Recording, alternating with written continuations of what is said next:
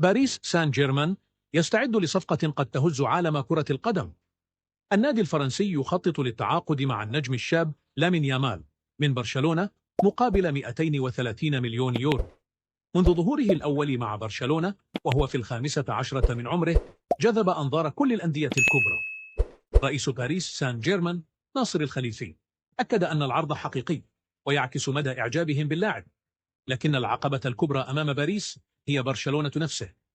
يامال مرتبط بعقد يمتد حتى عام 2030 وبشرط جزائي ضخم يقارب المليار يورو.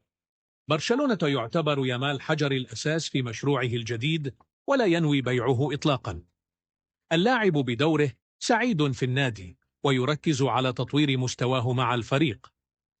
فهل ينجح باريس في كسر مقاومة برشلونة؟ أم يبقى لامين يامال مخلصا للنادي الذي صنع مجده؟